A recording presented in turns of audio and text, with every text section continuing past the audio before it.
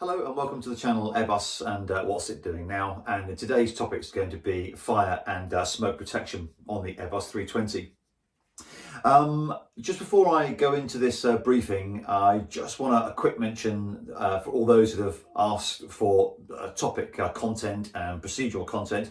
It is on its way. There's lots of suggestions. Thank you very much, and do keep them coming. And there's lots coming up in the pipeline. So it might be a little while before I get round to a subject or topic that you particularly asked for, but it will be on its way. Okay, good. So fire and smoke protection for the A320 then. We're going to take a look at detection and suppression. The topic is not a massive topic, but it's going to be well worth reviewing, and there are some link ups to some of the other topics which I've covered as well. But detection and suppression systems, so which areas of the aircraft are protected and against smoke and fire. Then we'll look at system operations, so we'll look at the methods of detection and suppression and how they work. And then we'll look at the controls and indications, so the systems, their panels, interactions, their operation, and what fire and smoke indications look like on the various controls and switches, and basically what's illuminated. And then what I'll put down here at the bottom is to review the emergency electrical smoke configuration. So I'll put a link up in the top of this briefing here for you, which puts a link to that, but specifically the smoke config, because we refer to that in this briefing a little bit. So a review on that would be well worthwhile. And of course, the Avionics vent system. I think the title for that subject was blowing off the beanie. You'll understand why if you've watched it already. So yes, a review on that, and particularly the smoke configuration for the ventilation would be useful to review as we touch on that in this subject. Okay, so I'm going to put a few things up on the board, and then we'll get straight into it.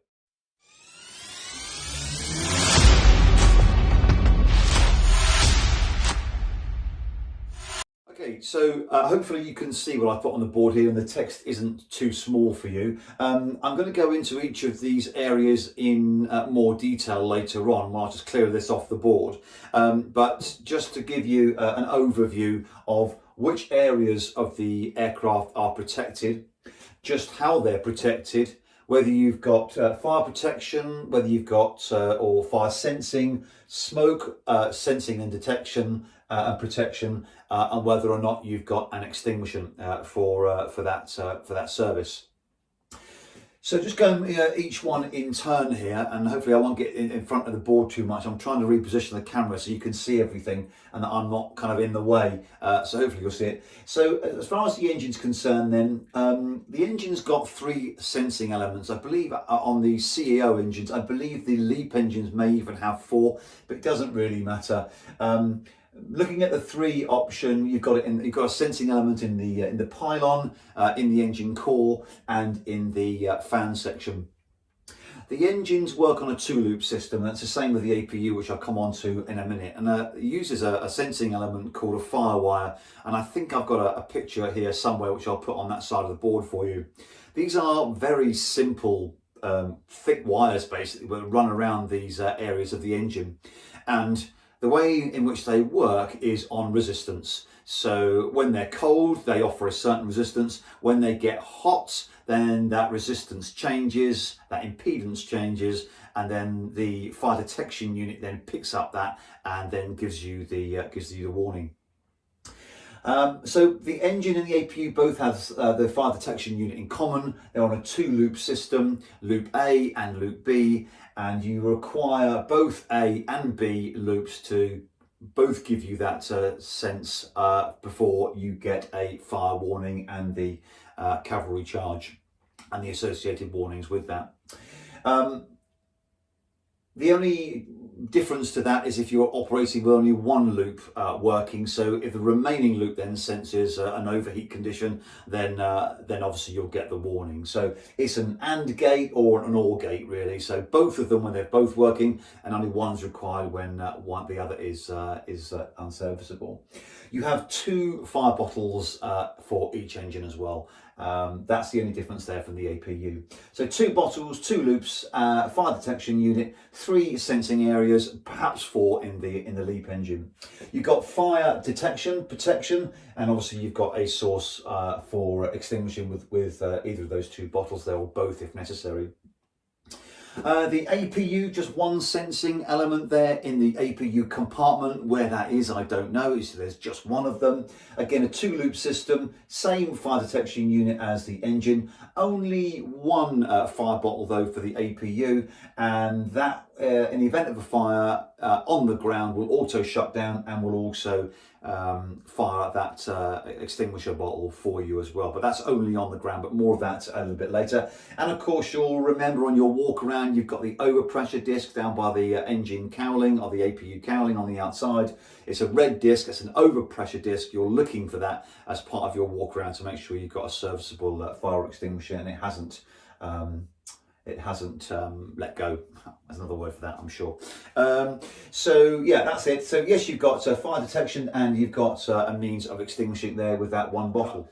The next thing we'll come on to then is avionics. If you haven't done so already, it's worth going back and having a look, as I said earlier on the vent and avionics, and we look at the smoke configuration. Worth a review of that.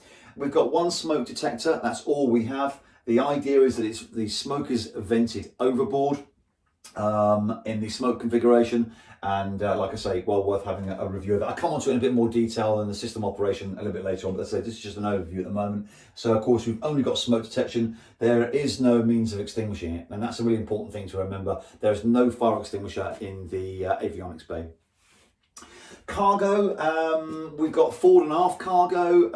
The interesting thing with the cargo split forward and aft is you've got 2 fire detection units or smoke detectors which are in the recess of the ceiling on the forward, and the same configuration on the aft, except you've got 4 smoke detectors there. Just the one bottle which will serve either the forward or the aft. You've got 2 spray nozzles in the forward. One spray nozzle in the forward, and you've got 2 spray nozzles in the aft. Again, it's on a 2-loop system. It requires both detectors to sense both detectors in the forward to give you a smoke warning, and both of either one of the chain of 4 in the aft, again to give you that a warning. But again, if one of them is unserviceable, just one will give you the warning. But critically here, just the one bottle with 2 squibs on there, so you'll either fire onto the forward or fire onto the aft. We'll show you more of that on the overhead panel a little bit later on. So for the cargo, you've got smoke detection and you've got a means of extinguishing the supposed fire. For the lavatories is the last area of the aircraft that's protected. There's 2 types of protections here. There's smoke warning, and there's obviously a fire suppression as well for the bin. So the way it works in the toilet, basically, the air that's extracted out of the toilet as part of the recirculation, there is a smoke detector fitted within that, and that will then give you a warning on the system fire detection unit or on the SIDS. So yeah, whichever system you've got, most 320 operators have the warning will come up on the SIDS, and obviously in the ECAM, the fire detection unit in the flight deck. And then so in terms of the lavatory smoke, you don't have the suppression, you just get a warning that there's smoke, but you do have the extinguishing in the bin. So the only extinguishing you've got in the toilets is the bin. The rest of it's just a smoke detection. And if any of you have had that go off on a dark night somewhere in the cruise, it's very much an attention getter. Yeah, okay, good. All right, so we've covered that basically. Hopefully you can see it and understand it and give you a broad view of what we've got, how it works, and what protections we've got for those systems. I'll now come on to talk about some of those things in a little bit more detail. Okay, so let's take a look at the engine and APU fire protection in a little bit more detail, and specifically here we're going to take a look at the overhead panel, or the panels associated with the engine and the APU. Couple of things worthy of note. I've drawn the fire switches up here, so if at any time that you require to press a fire switch, I'll show you what the services that will eliminate from the engine for you, as well as on the APU. Obviously, during an engine rundown, then this switch isn't required. There's obviously an opportunity then to restart the engine, but as soon as you press one of these switches, that's it, all bets are off. You're not going to start that engine again.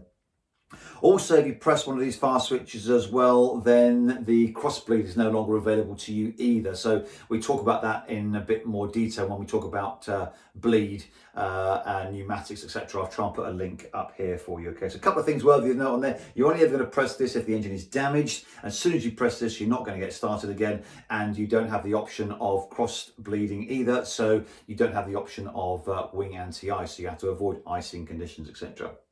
Okay, so let's take a look at it then. You've got, for the engines, you've got the overhead fire switch, and obviously you've got the engine master panel as well. And if you get a fire light up on the overhead, the associated engine master fire panel will light up as well, just to sort of keep things in line for you as for your problem solving, decision making and your identification. So you'll get a light up here, fire, as well as on the overhead panel. So the services that it will, once it's detected a fire, for the dual loop system, like we said earlier on, A and B, or A or B if the other one isn't working, the fire detection unit then will give you the warning. The fire light will light up both on the overhead panel and on the engine master panel. So when you press it, then obviously you get to confirm it with your pilot monitoring. That's the word I was looking for.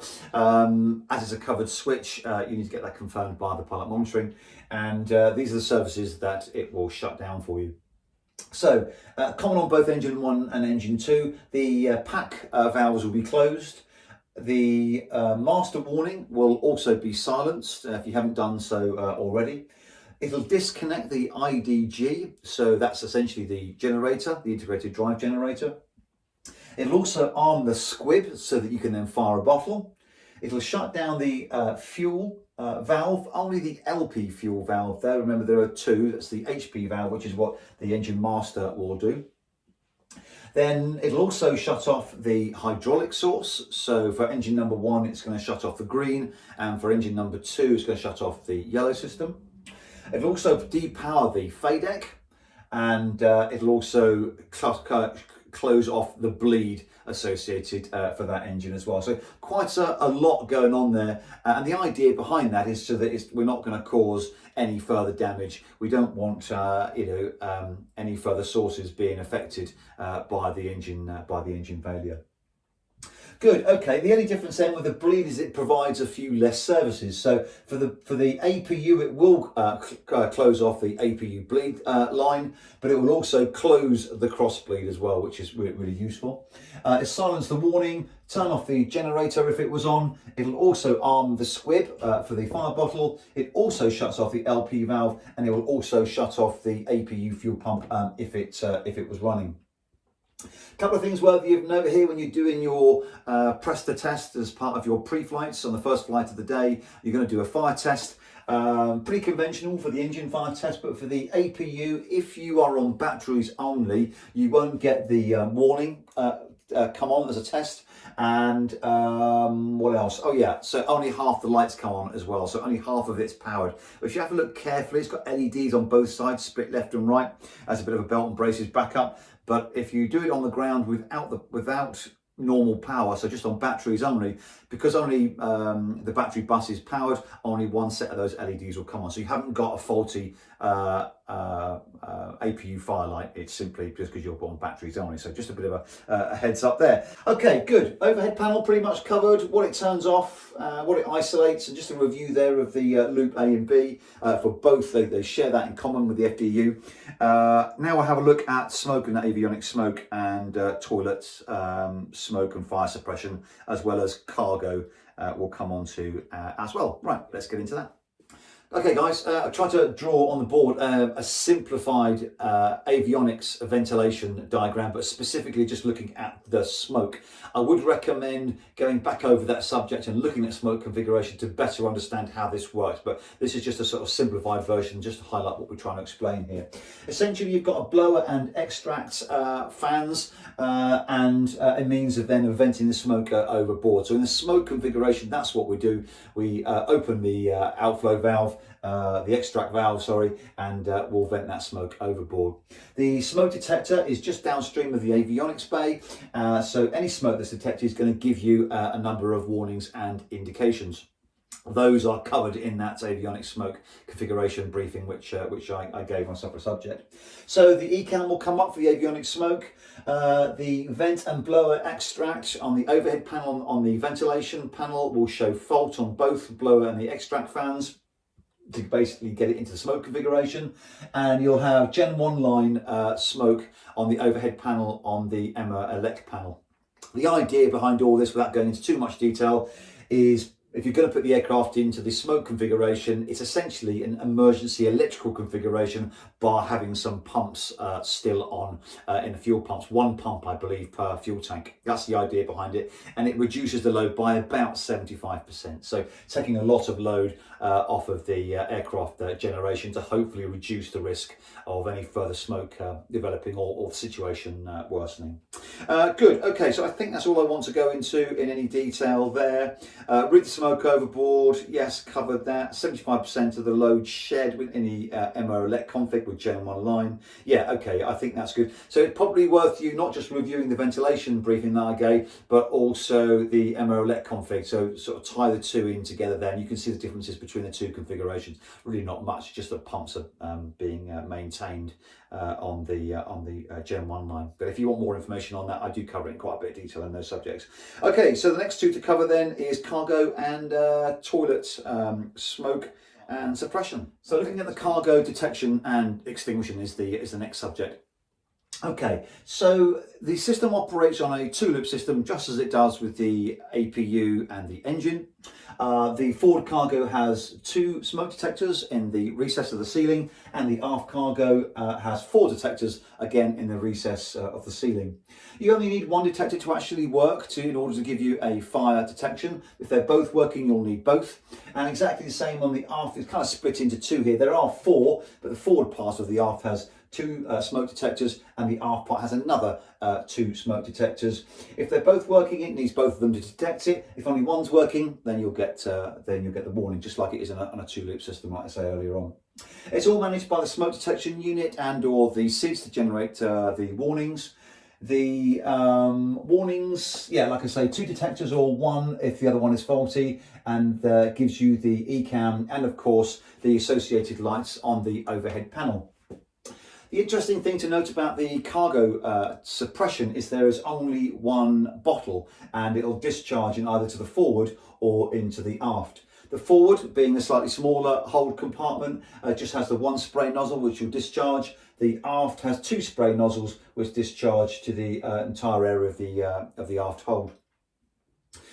On the overhead panel, if you get a smoke warning, the smoke will be illuminated on the cargo smoke panel. You'll lift up with confirmation from pilot monitoring the smoke discharge button. A good solid press on that, and then release. And whether it's in the forward or the aft, will basically discharge the squib into either the front or from the aft accordingly. One thing that's worth mentioning here, that this discharge light won't come on straight away, so there's no need to keep hold of pressing that button. And the reason for that is the discharge light only comes on when the bottle is completely depressurized, which means once it's basically spent, and that can take up to 60 seconds. Okay, so a good firm press, that's all you're going to need. It will discharge, and you'll see the discharge light come on sometime later. As I say, it can take up to 60 seconds. So periodic look's all that's required, rather than sitting there holding it and waiting for it to happen. Good. Okay. So anything else that's worthy of note here? One other note that I have got here. I appreciate I'm standing in front of the board now, but hopefully you've got that now. When you are on the ground, so the procedure requires, when you have a cargo fire, obviously it's a land ASAP. Once you're on the ground, don't allow the ground crew to open the cargo doors until such time as all the passengers have disembarked. And the reason for that is obviously you don't want to allow oxygen-rich air going straight into the cargo compartment, because obviously that could flare things up and make the situation a lot worse. Good. All right, cargo fire done. Next, lastly, we're going to do lavs, which will wrap up the subject, and a very little chat about lithium fires as well. Okay, let's do that now. Okay, so lav smoke. I can't draw an engine, but I can draw a chap on the bog. That's my claim to fame. Okay, bog, for those that English isn't their first language, is the toilet. Anyway, I don't know how to explain that, but anyway. So the WC lav, I don't know if any of you have had this warning go off the flight deck in the cruise late at night. It's a real attention getter. Remember, we have got detection for lav smoke. We do have an extinguishing, but the extinguishing's only for the bin. Basically, how this works, when the air is extracted out of the loo as part of sort of the cabin recirculation, as that air comes out, it goes through a smoke detector, and if the smoke detector senses it, you will then get, via the smoke detection unit and the SIDS, you'll get an ECAM warning, lav smoke, and the crew will get it on their panel as well, and all the bells and whistles associated with that. Yeah, so the smoke detection, that doesn't have the fire suppression. It's the bin fire that has the fire extinguisher. That's an important distinguishable thing to remember from this, that the lav smoke won't necessarily fire off this bottle. It's only if the fire starts in the bin will this bottle actually discharge. So if you do get this, as I say, it's a real attention getter. The cabin crew should be pretty much on it straight away. They will be banging on the door, and if necessary, just open the door if they don't get a response. And hopefully, if it happens to you, it's just as it happened to me. It was just a case of some deodorant was being sprayed, and the thick particles in the air or in the extinguishant in the deodorant were thick enough basically to set off the smoke alarm. I wouldn't say it's a very common thing, but let's just hope for you that that is the case. One other bit of advice I've got for you: if that isn't the case and somebody was smoking, then obviously that's an offence, and the procedures associated with that. But make sure you find the cigarette butt. Okay, make sure that hasn't gone in the bin, because that's going to cause you a problem as well. So anyway, lav smoke, really straightforward. Extracted air goes through a smoke detector, pings off if it detects smoke, and the fire suppression is in the bin.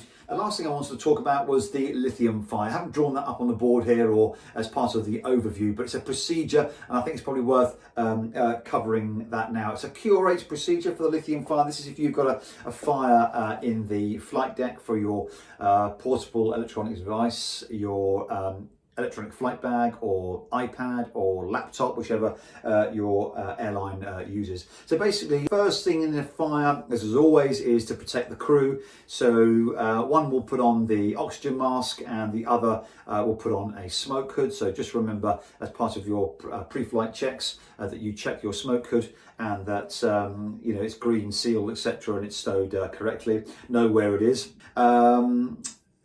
It talks about the use of the BCF in terms of sort of extinguishing the fire, and the use of water in order to cool it down, and then ultimately putting it in a container to get it out of the flight deck. So good. I think that pretty much covers it. I haven't gone into an awful lot of detail on that. I might cover that in a separate subject, but essentially it's a cure-rate procedure.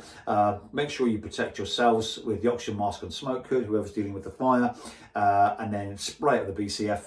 And then try and cool it down if you can with some water. Obviously, you're going to need some assistance from the cabin crew with this, because you'll want to get it out of the flight deck and into one of the toilets. Good. Well, thanks very much for watching. I hope the content's been useful as a good sort of refresher on smoke detection and extinguishing on the aircraft. Thank you very much for all the suggestions as well for the new topics. They are in the pipeline, so sorry if I haven't got to that or the subject that you're looking for quite yet, but it is coming. So I hope to get, there's lots of more material I'm working on over the coming weeks. So be safe, keep the plates spinning, subscribe if you haven't already, and I look forward to talking to you again very soon.